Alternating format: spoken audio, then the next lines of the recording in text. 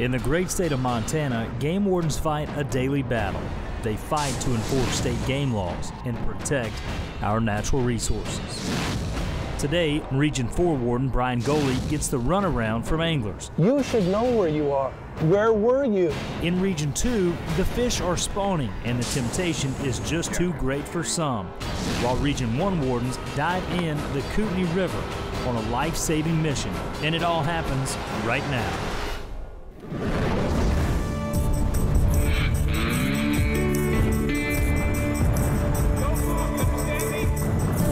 know what you did wrong? You're before shooting hours.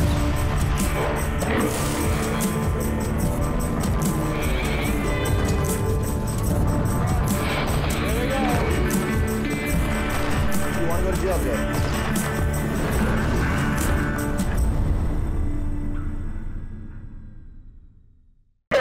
South of CMS 31.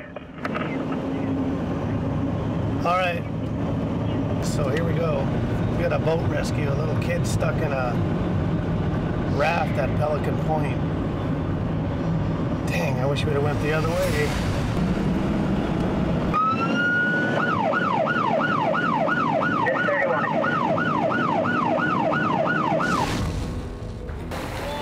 Swim in the water! Help me! Dangerous water rescues are just another emergency a game warden must be prepared to face. Today, they train for worst-case scenarios. Sometimes you run across situations where a victim's in the water, and obviously it's fear and panic. Warden Sergeant John Obst trains Montana's water rescue teams. Today we're working with Dave and Thompson Search and Rescue over here in Libby, Montana. And we've been developing with them a swiftwater rescue class. The whole purpose is to get them real familiar with moving water such as the Kootenai River here, or even small lakes and streams that sometimes can develop into high risk, high potential for getting entrapped or swimming in the fast water. Go ahead and pair up. Try and see if you can max out the rope bag so you know your distance. Today we're going to simply start out with throw bags. And rope throw bags are probably the most useful tool that people can have on the boat or wardens in their vehicles. It's a way to reach out into the water instead of actually getting wet. Throw the person a rope and bring them into shore. Victims struggling in cold water can put up a dangerous fight. Wardens must learn to react and get swimmers back to the shore safely. But anticipate the moment he gets tight on that rope, you're going to feel his body weight and current pulling on you. Your objective is to pendulum him in. And let the current do the work and bring him in. If you look here, here's a big eddy right here. See that turbulent water? That's the eddy pinch. And it's got a big eddy. If you know the river and know how to read it a little bit. From the rope, though, we kind of progress into, say, victims in the water who can't help themselves, who wouldn't be able to grab the rope. He's either cold, hypothermic, or he's unconscious. So you're going to have to go get him. That's what we call live bait. It's going to be you going out and getting that swimmer.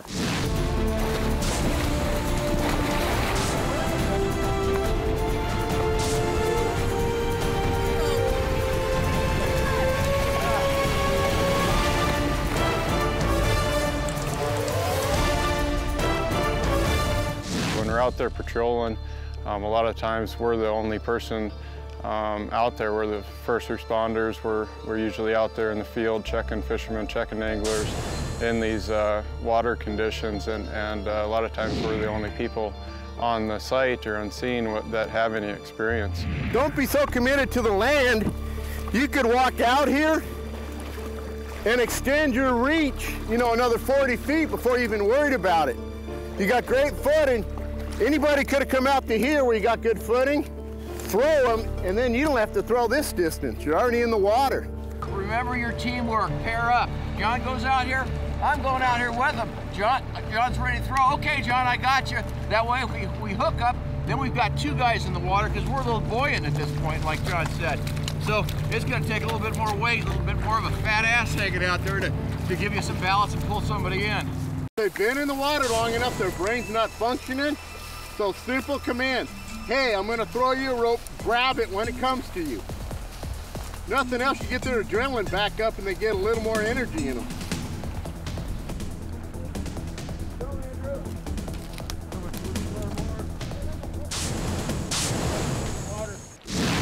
While Region 1 wardens train, Region 4 warden Brian Goley gets a report of a young boy struggling in the Missouri River. It's spring in Montana, and cold snow runoff from the high country drops temps in the rivers to dangerously low levels. All right, well, I'll be coming as fast as I can. I might see you there.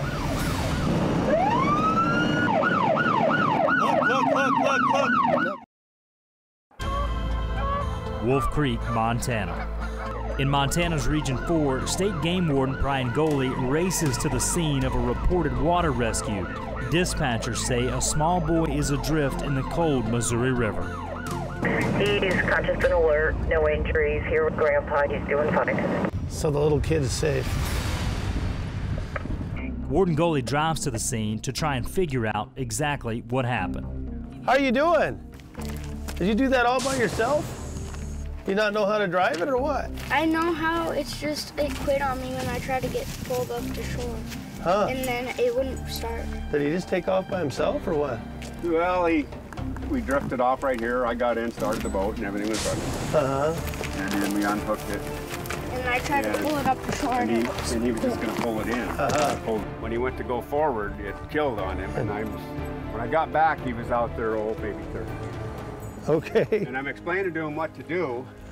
Well, as he was to choke it, you got to push the key in, and when you're turning it, and he was pushing it in, he probably. This young boy was helping his grandfather launch their fishing boat. That's when the boat motor died and drifted away. I know how to start the boat. It's just it quit on me and it flooded. When you first start it up, you got to choke it, and that's what he was probably pushing in, but it had already been running. Yeah, well, that happens. I kept talking to him on the phone, and he'd get panicky. I said, "You're okay as long as you're staying in the boat. Eventually, you'll come to shore." Right. And then his phone went dead. So I had walked all the way down the shore, and then where they got the big island down there, I couldn't really cross it. He was drifting across. So then he was just from that big electric pump, he was probably a quarter mile downstream. So then that's when I walked across that field, and he was already standing on shore with the rope with the boat. Bounced right in there then. Lucky, I guess. I thought it was a little raft, though. It's a big boat. Yeah, it's a little jet. Bigger boat. I thought it was just a little raft with no motor on is what they said, but that's not what it is. Yeah. Well, a couple of things that I just wanted to educate you on is, of course, he cannot be in a boat when it's by itself because he's not old enough. Mm-hmm. And number two, you got to have kid life jackets. And do you have those on there? Yeah, yes, we just took them off. Okay. All right. So that's one of the reasons why you can't, under the age of, they can't be in there. Okay. Although the boy is too young to legally drive a boat alone, Warden Goley decides a verbal warning is enough. Because he's just too young and he didn't know how to do it. But you're just unloading your boat. I understand that. It was just an accident. So not the end of the world. We just want to make sure he was okay. Okay. All right? Almost the end of me, though. No, you did really good. You didn't panic. And now you know what to do next time, right? Yeah. So you're okay then. We're out of here. Okay. Thank you guys, okay? Tell him Good luck. thank you. Thank you. See you later. I'm glad you're okay. How are you doing? Good. All right. Back in Region 1, wardens train for worst-case water rescues. Sergeant John Opes trains Montana rescue teams. Along with rope and swim rescues, teams train to navigate what rescuers call strainers. This is simulates a strainer. We're gonna hang that in the water, just so the water's just barely breaking over it. You gotta swim up over it. And a strainer is just any object that's in the water that you can get entrapped on that will pin you against it, such as bridge abutments. Most common around here are trees that are falling in the water. But what we want to do is teach people not to get pinned up against it, but to come up to it as quick as they can and leap over it, basically swim over the top of it. It's a really tough drill. It's one that is hard to actually manipulate and do. But we need people to be so conscious of that they avoid them at every chance possible. You're not gonna beat it by jumping over all the time. The best way is just to completely avoid it. This is tough training that takes a toll on rescuers. We had some really big guys here who think you can muscle over it, but you're never gonna muscle over and beat the hydraulics, the effect of the water on it.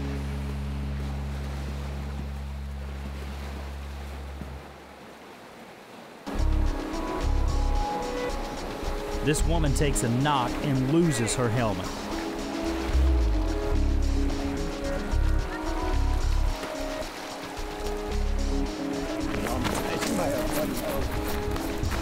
Check her nose!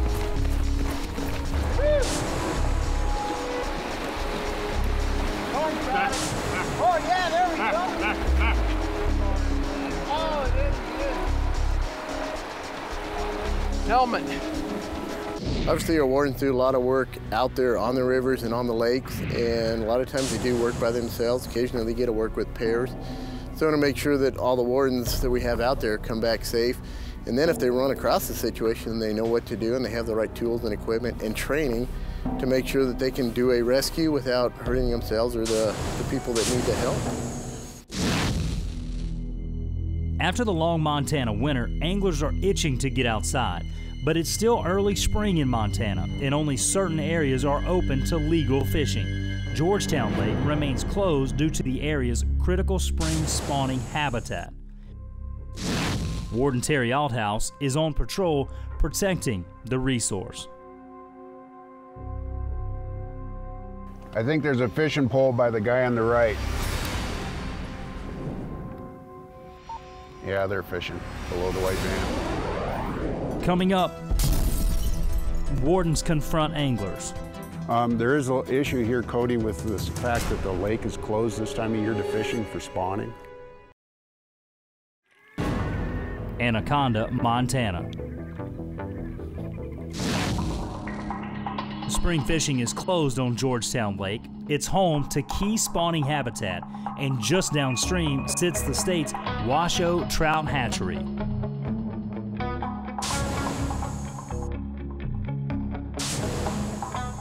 The hatcheries really were our first, basically the first fishing game. That was the Department of Fish and Game, so there's a lot of history here. The Washoe Park Hatchery was built in 1907, so we've been open for more than 100 years now. The property was donated by the Anaconda Company and the water rights also. At the beginning, the state was just an egg eyeing station, basically. They used Georgetown Lake. They had an egg-taking station at Georgetown Lake where they took eggs from grayling, cutthroat, rainbows, and brook trout. They would keep the eggs up at Georgetown Lake until they were eyed, and then they would actually bring them back to the hatchery to rear. In the early days, the state actually had its own railroad car called the Thymalis, which they would load the fish into milk cans, and at every river crossing, they would dump fish into the rivers. Now, state hatcheries are key to providing fishing opportunities in many of the state's most popular rivers and lakes. The Washoe Park Trout Hatchery holds the state's West Slope cutthroat broodstock. Our job is supplying eggs to other state hatcheries and federal hatcheries in Montana. We keep 100% pure cutthroat brood, and they're tested genetically every year. And so our job is just to maintain that genetic diversity and supply eggs and fish around the state. We spawn over about a 6-week period. Every week we sort the fish to see which ones are ripe. They'll all ripen up at different stages throughout our spawning period. So what we do in the morning is we just go ahead and go through them, find all the ones that are ripe, which means they're ready to release their eggs. And then we'll go ahead and spawn those later on the same day, taking eggs from our females.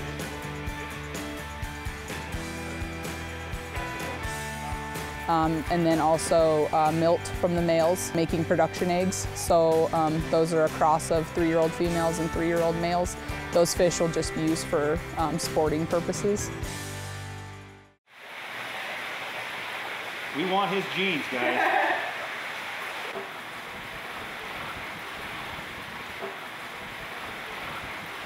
The big fish aren't what they're cracked up to be. Don't put that on. Cut that out. Are you saying size matters?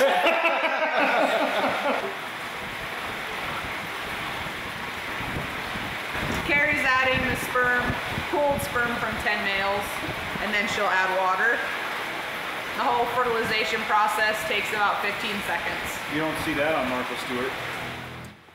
So what we do after fertilization is we rinse the milt off the eggs, and then we place the eggs in an iodine bath for about 30 minutes. We call it water hardening. When the eggs are in the water hardening process, they want to soak up as much water as they possibly can. So what we do is we put them in the iodine, hoping that they'll soak up some iodine into the egg, and then that will help them kill any bacterial diseases that could possibly be in the egg, and also on the outside of the egg. After fertilization, water hardening, the eggs are transferred into the incubation room. The eggs will be eyed up, which means you'll actually be able to see the eyes inside the egg after about 12 days. From eye up to hatch is about 9 days.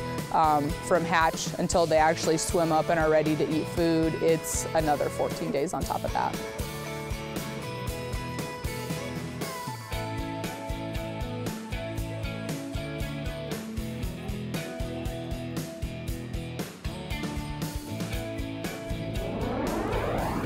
Coming up. Let me have that one. Oh, that ain't one. That's from Idaho. Okay. Warden Goalie has his hands full as he questions a group of suspicious anglers. Here's the deal. I asked you if you had fish down there and you said no. Okay, you said you just got here and you didn't have any fish. What's the deal?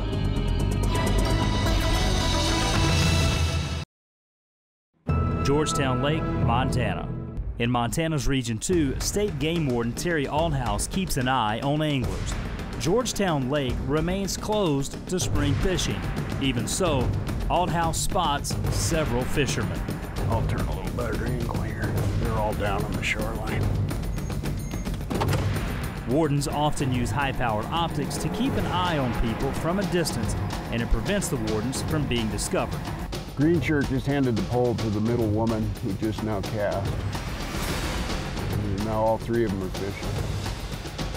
In Montana, fishing in closed waters can result in a fine of $135. He's working, setting up a third rod for himself, give his to her.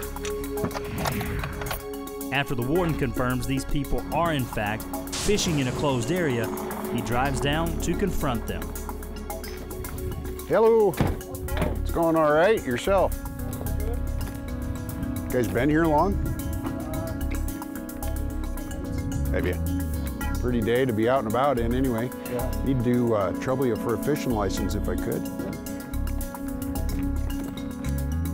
All right, and they have their licenses down there, you think, with them? I'm not too sure. I can bring them up here for you. Well, I can go down there and ask her too, no problem. I'll come right back up here. We'll get a look at theirs and I'll get you this license back. Okay. Guys, one of the reasons I needed to talk to you today, other than checking the licenses, is I'm wondering if you had had a chance to look at any fishing regulations or if you had any with you. Do you have some with you? Yeah, they're in the back seat. There is an issue here, Cody, with the fact that the lake is closed this time of year to fishing for spawning. Growing up in Butte, you probably looked at regulations here, but just not recently? Okay. You weren't aware that there was a closure in the springtime at all? The state closes down some of the shoreline along Georgetown Lake to July 1st to protect spawning fish. The rest of the lake opens the third Saturday in May. It appears these anglers missed the clearly marked signs in the fishing regulations. Here we go. You look on Georgetown Lake here. First sentence is open third Saturday in May through March 31. So that's a week out. You just haven't been up here much recently, it sounds like. Yeah, I haven't really been back this way for a while. You're gonna probably want to double check these. Okay. Some of the more popular fishing areas, of course, have stricter regulations just because so many people fish them. It's the only way to keep it going. And this is because of the spawning.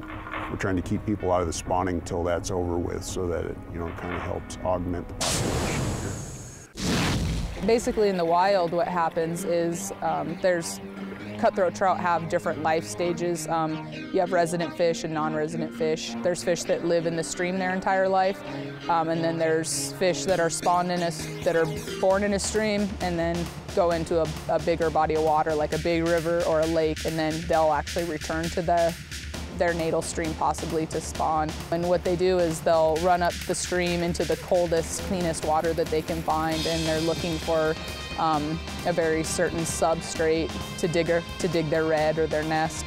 The female will dig the redd and she'll kind of guard it until she's ready to spawn, and then she'll release her eggs into the nest, and the male will come up and right up next to her and fertilize those eggs. And that's why that fertilization process is so fast, because generally it's happening in moving water.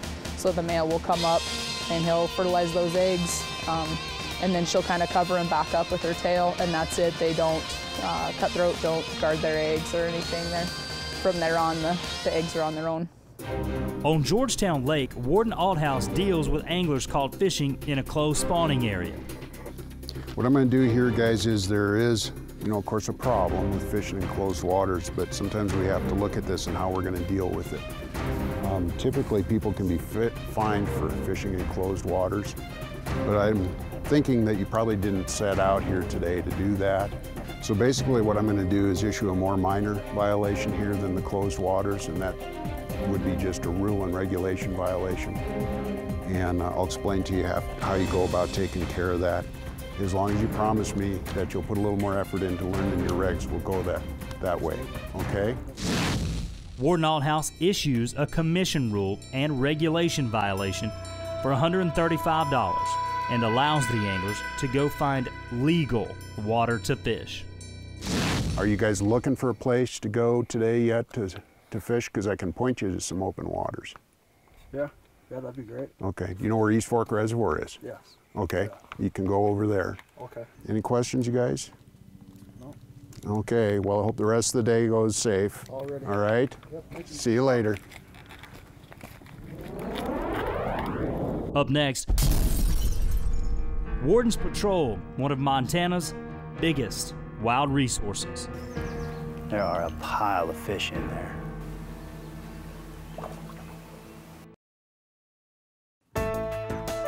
You're watching Wardens only on Outdoor Channel. Today on Wardens, State Game Warden Brian Goley received a call of a young boy adrift on the Missouri River, while Region 1 wardens were training for just that type of rescue. In Region 2, Warden Terry Althouse protects the delicate spawning areas of Georgetown Lake. And now, back in Region 4, near Craig, Montana, Warden Goley patrols the Missouri River.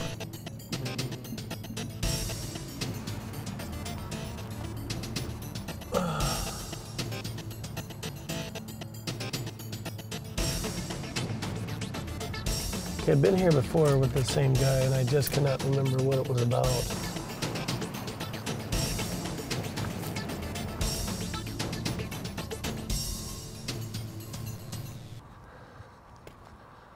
Hello.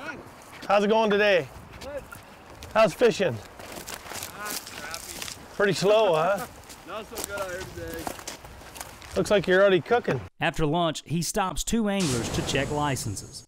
No big fish to show me today? No, well, we found a dead one in the water when we got here. Well, Lost some up there for the birds to eat. That happens, doesn't Big it? rainbow, actually. Really? Was it a fresh kill? Or? No, he was a bit too old. Yeah, he's laying right up there. Look at that, steak's cooking. We hit this just right. Yes, sir. They both have valid Montana fishing license, but both men are fishing using 2 poles apiece. You guys, you know how many fishing poles you can have here? 2? Yeah, it's 2 One. between... 1? 1. Oh, really? Yeah. I've met you here before, haven't I? Yeah. Yeah, we fish here a lot. Yeah, I'm trying to remember that. Last year we had that, the one tied there that was like, it was like 22 1/4 inches or whatever. Remember, okay. You didn't have your rulers, so we're dead on the... I thought it was 2 poles between Cascade and... 1 pole in the river, period. Oh, really? Yeah, 1 pole up to 2 hooks per line. Oh, the bear tag. That's the one right there. It's got your name on it? Yeah. Perfect. This was the right one here of mine, right? Rodney King. You get harassed about that on occasion? Oh, no. Well, oh, it's about, what, 12 years now? Okay. All right. I guess it's a little cool. What are you guys using for bait? Night crawlers. Okay. Well, okay, here's the deal. You got to reel 1 pole in a piece. Okay. Okay, you can be charged $135 fine for each pole. Oh, really? Yeah, so you add that up, and that's between 2 guys. That's a lot of money. Yeah, yeah. Okay, but since you just got here, do you have a copy of the regulations or no? Yeah. Yeah. Are they the brand new ones? Yeah. Occupation we were is... talking about that it had changed to only 3 fish allowed. Right. That's correct, right? Yes, that is correct. And only 1 over 22 inches, correct? That's correct. Okay. Yeah, so if you look under hook and line limit, under the Central Fishing District, which is where we're at, if you look at the boundary, okay. Rivers and streams, 1 line with 2 hooks per line. Oh, okay. Okay. Okay, now lakes, 2 lines with 2 hooks. Okay, that's right. That's my confusion then. All right. Warden Goalie gives both of the men a verbal warning and moves downstream to check other anglers. You know. Okay. See you guys later. Hey, thank you very much. Take it easy. In Montana's Region 1, Captain Lee Anderson patrols another sensitive spawning stream close to spring fishing, although the lake remains open. Today we're out at Rogers Lake, which is just about 15-20 minutes west of Kalispell, and we're going to go out and try to check on one of the main grayling spawning streams. It's closed right now. It's closed till the 3rd Saturday in May, and it's kind of a real important biological thing because this is where we get a lot of the eggs for the fish hatcheries to supply grayling with pretty much the rest of the state of Montana. There are a pile of fish in there, and you can slip down here, check it out. I think what we'll do is, I think if anybody was going to be here, this is where they'd be at. No need for them to go upstream much, but we can check this out and then we'll slip around and go try and get a couple angler checks on the other side and see what's happening. So you can see that they're obviously susceptible to pretty easy harvest if somebody really wanted to come in here. But fortunately, most people aren't into that.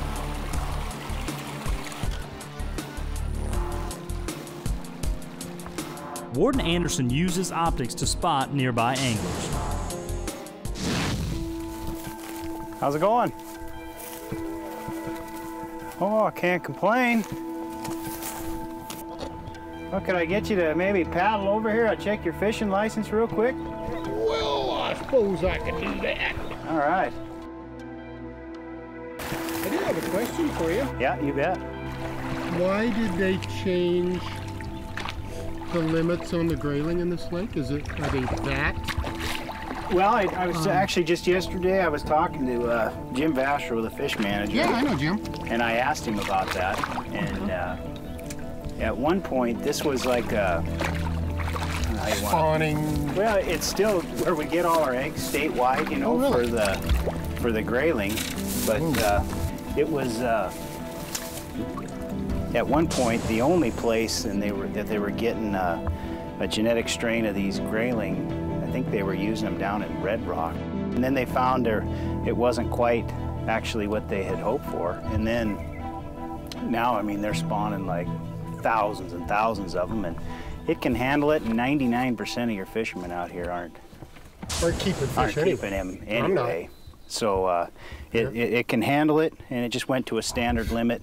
Keeps it more simple, you know, across the board, and the resource can take it. So I mean, I like it. I think that's it in a nutshell. It was surprising.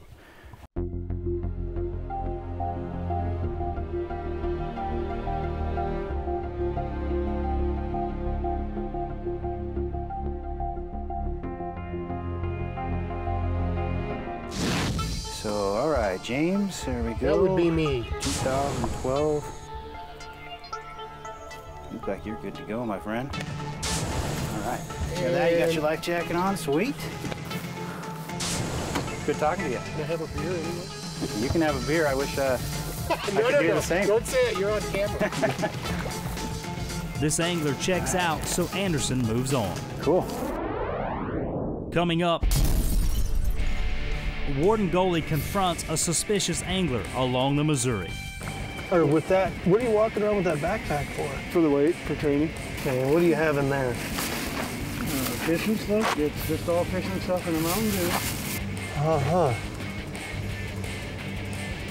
Okay, so,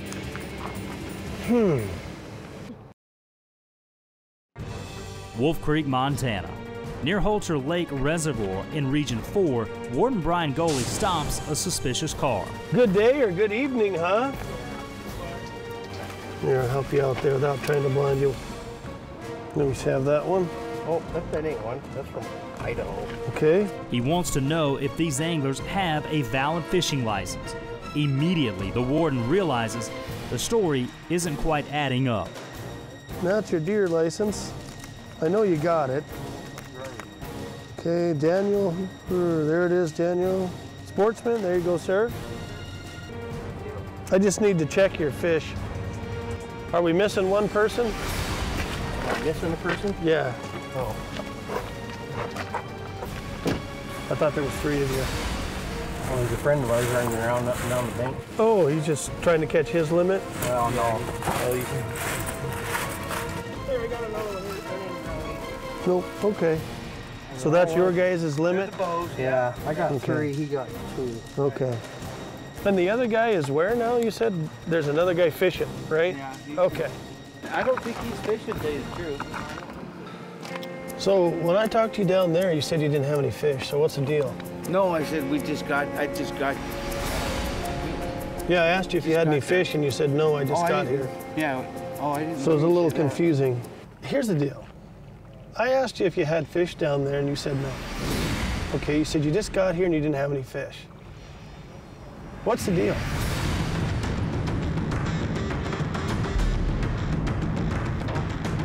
Dan, I'm going to tell you something. Yeah. If you're lying to me, it's going to be a problem. This is 2 fish. Well, we just got here, and I caught the fish. I mean, that's... Dad, I asked you down here if you had any fish, and you said no, I just got here. Oh. Okay, I'm a little confused, and now all of a sudden... I was confused, too. Okay, did you really catch these fish? Oh, yeah, I sure did. And you caught them right here? Yes, I did. Yeah, you just found my nest. Okay. The warden's not getting a straight story, and now another angler is missing. And where's Randy at? I don't know. We'll have to find him. Is he a fisherman too? Oh, well, he's a walker. He's just come along. Has he been fishing today? Randy? Yeah. I don't think he has. Okay, has he or has he not? How about yes or no? Has he been fishing or has he not? Well, I haven't been with him 100% of it. Is this his car? No, this is Bill's car. Okay, did you all come here in the same car? Yeah, we did. Why don't you just come stand over here and we'll just wait for Randy. The warden still wants to see this angler's license. Here, I can hold it while you get that open. Yeah, if you hold it like so I can see in that crack. You see, because the handles broke off. Yeah. Oh, down lower. There it is. Oh, I see what you're looking at. There you go.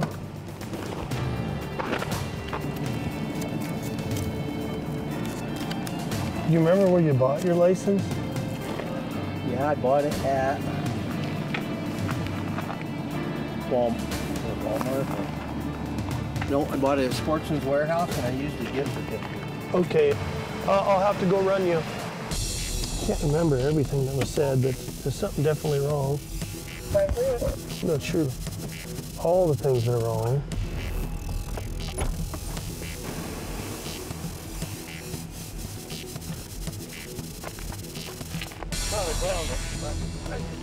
I can't get on the computer right now, so I'm going to have to run you later on. Okay. So all that information is current. As long as you have it, I'm good. I have no problem with that. Yeah, okay? I do. All right. Warden Goley accounts for both men's license and fish. Still, something smells fishy, so the warden heads upstream to find their third fishing buddy. He's totally lying. Something's not right here.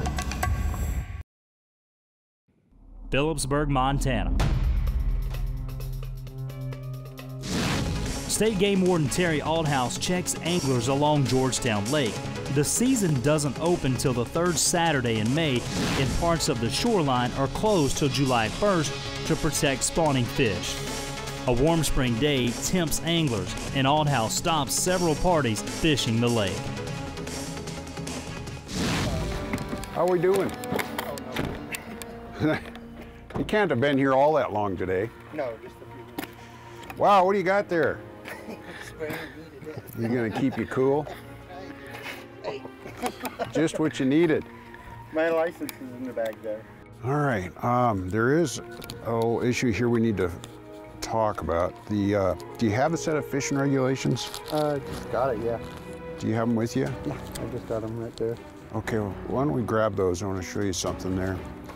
Did you happen to look at the sign here as you came in? No.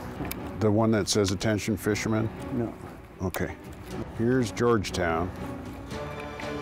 You see what the first line is there? The first sentence? Third Saturday. Third Saturday. Right, that's the issue. It's your fishing while it's tomorrow? No. No, third Saturday would be the 19th this year, so it's about a week out. Seems this angler missed the posted season signs too.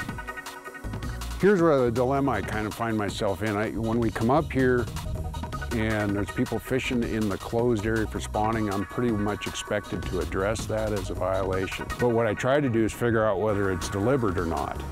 Yeah. And that helps me decide what I'm going to do. And I guess I'm guessing that it's not. Yeah, I didn't deliberately do this.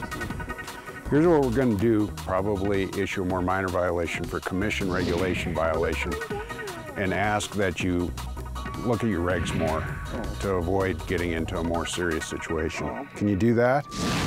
A citation is issued by Warden Althouse. Later that day, he spots another couple fishing. Yeah, he's got a pole propped up. I'm guessing it's out right now. He moves in to have a chat with this couple. Hello. Tony, how familiar are you with the regulations here? A little bit. So you're aware, for example, of what limits are, season dates, that kind of thing? From my understanding, the dates change a little bit, but from my understanding, the fishing starts in February. Just basing that on when you've read the regulations in years past? Okay. We do have a little bit of an issue here with the fishing season. Oh, really? We're not to it yet, which is probably why you're not seeing other anglers here. You do have your licenses, and we appreciate that. But what we have to do here is, when I come down to ask you these questions, it's because I'm trying to figure out whether you knew it was open or closed, or whether you didn't. Obviously, it's more serious if you knew it was closed and you went anyway. And I guess my gut feeling is that you don't know. We wouldn't be here. That's what I feel like. And I will say, though, there is also, some responsibility in your part to put a little effort into reading those. Althouse issues another commission rule and regulation ticket, which, you guessed it, carries a fine of $135. All right, you guys be safe for the rest of the day.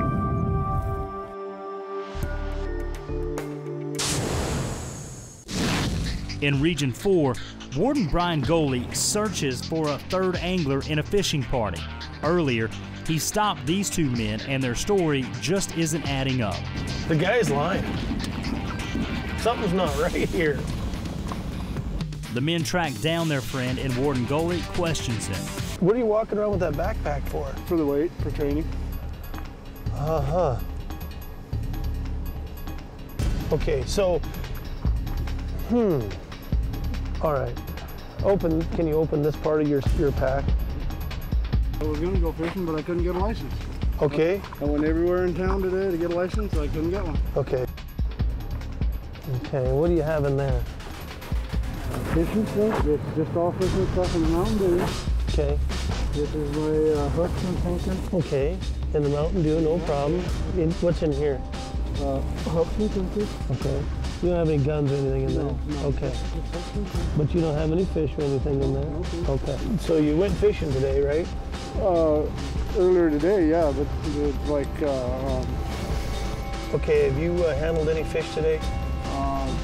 Fair fish. The more the warden questions the man, the more his story doesn't add up. Here's the deal. Here's the deal. Yeah. I'm a really fair guy. Okay. Until you start lying. Okay. Don't lie to me. Okay. Just don't do it. Here's what I want to know. How many fish did you catch today? No. You've never caught any of these fish? No, I didn't catch any of the fish, no. When I'm driving down the road, are you sure you didn't grab your pack and run up on the hill? Grab my pack and run up on the hill? Yeah. When you repeat something, you know what that means to me? What? It means you're lying. Okay? I asked you a question, and I'm getting tired of you lying. Okay. I asked you to be honest, and I told you if you're honest that I was going to be a gentleman with you. When I'm driving down the road, did you take off up the hill? No, I was walking up and down the road because I couldn't really fish. Okay, I know you weren't doing that because I've been up and down the road all afternoon and I have not seen you at all. Okay, I must have been down on the bank or something. Okay, we weren't with you. Okay. We would be guessing where you are. You should know where you are. Where were you? Okay, we weren't with you. Okay. We would be guessing where you are. You should know where you are. Where were you? I must have been down by the bank because there's the beaver slides right down in this area, and I must have been down by the beaver slides. Okay. Is there any fishing equipment still down there? No, I left my fishing pole somewhere up here somewhere. Okay, you don't have any guns or knives on you? No. Okay. I'll have a razor knife. That's yeah, we'll just leave it there. Knife. Okay, that's it. Here's my pole. Is it? Should be above the cliff. That's right there. I see it. It's right there. There it is right there. Okay. How many poles do you have? I have 3. Okay, why are they all laying right here? Because I couldn't fish and I just threw them up here. Okay. Jesus, Randy. I mean, okay, so you got a fresh worm on there. Okay, and you got a lure on there. So did you have one in the water and using the other one at the same time? No, never more than one pole at one time. No, I want to know where your fish are too. Okay, there are no fish. When are you going to tell me that you got scared and threw these up here because you saw me and you didn't want to get in trouble? Because we're not done until you do that. Because I need to know if you're an honorable individual that's going to tell me the truth. Okay, whatever. I threw them up there a while ago. I don't remember how long ago it was, but it was just recently a while ago. Okay, is it because you saw me, the game warden? Yeah, basically. Okay, so now, you... I tried to get a license. Hey, listen. The only reason you're being questioned right now, you know why? Why? Because you're lying, not because you couldn't find a license or that you don't have a license. And I didn't even... Okay, I believe that part of your story. You have to give me a chance to hear your story to make a decision on what's going to happen. Okay. But here's the deal. You couldn't find a license, okay? You couldn't buy one because the system's down. Yeah. You came out here, you saw me, and you threw your stuff in the brush because you saw me. Then you stand here and you hide and you lie. All right, guys, got it figured out. Okay. Did he stop at the store and try to buy licenses? Every store on the way out here. All right. And I'm sorry I misled you from the beginning. After questioning all 3 men, the warden finally gets to the bottom of their story. Okay, here's what I'm gonna do. I'm gonna write this stuff down. I want to make sure that I do this consistently with all people that had a problem today with the license system sales. Okay, you know how easy this would be if you just came up and said that? You'd already be leaving. But the hiding and all that does is tell me that you don't respect the law, okay? That's not good. Obviously he's scared, and it's amazing what people will do when they're scared, but it's also amazing what they'll do, to try to get away from getting caught. And why take a chance like that? And it's probably because his friends drove all the way up here. Control 541. I wish he would have just told me the truth right off. Hey, Randy? I'm gonna do a little research on the ALS system being down, and then I think I'm gonna think about what to do here, You did finally tell me the truth, and I do appreciate that, and that does mean a lot. And I'm a little upset with you hiding like that, and I kind of want to write you a ticket for it, but at the same time I want to think about it and take into account what you said. And if you ever get contacted by the game warden or any law enforcement, do not run and hide. And your friends were lying for you too, so they must be, good friends, I guess. They were protecting you. Okay, you're free to leave. No citations were issued, and this group was sent on their way.